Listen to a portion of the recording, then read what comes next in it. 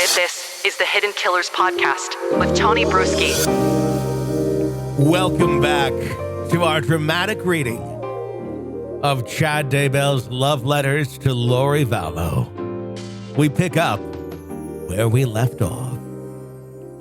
James' physical attraction to Elana was almost overwhelming, but he was equally drawn to the spiritual energy that was radiating from her. As they talked, it was confirmed to him that they had indeed been married before and were eternal companions. He had glimpses of them walking dustly paths together, and he realized they had been married during the life of Jesus Christ. And they had been very close to him. At this time, their spirits could not be restrained any longer, and a long-awaited makeout session took place in that lobby.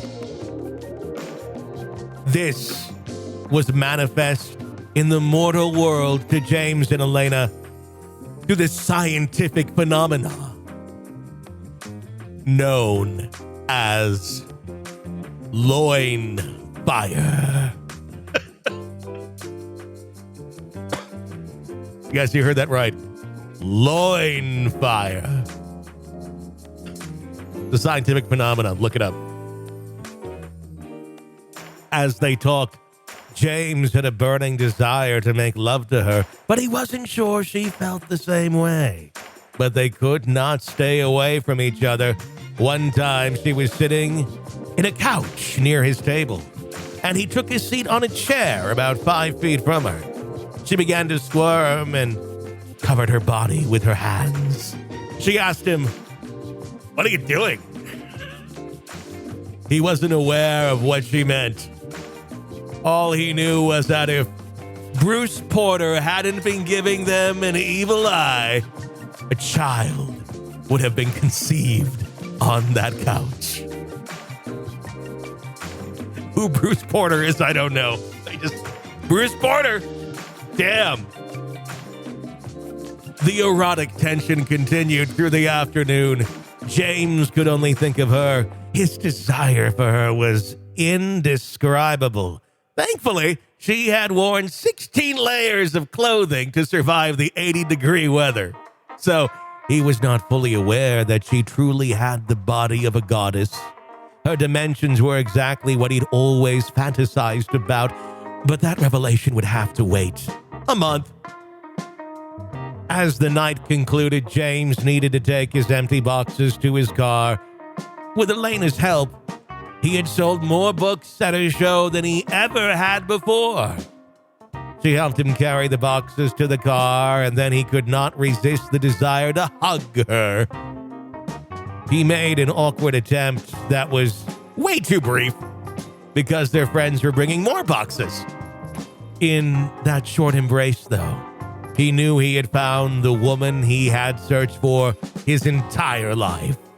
It was made crystal clear to him that they had been married before and would be again. He once again had to fight off a powerful urge to kiss her and somehow disguise the massive erection he was experiencing. They returned to the building, and he helped carry tables to the second floor while they sat on the couch. They couldn't take their eyes off of each other. He was already madly in love. Her group of friends finally had to leave. He was devastated, unused how he would ever contact her again. Unused is what it says, kids. Then her spirit took over and asked him, can I get your cell number in case I have some questions?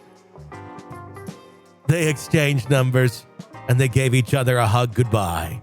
It was the most wonderful, electric, delicious hug he had ever felt. Then he watched her walk away, knowing she was truly going to change his life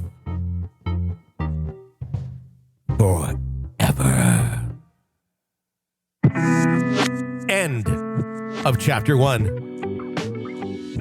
What happens next in the love story Chad Daybell wrote for Lori Vallow? Well, it continues.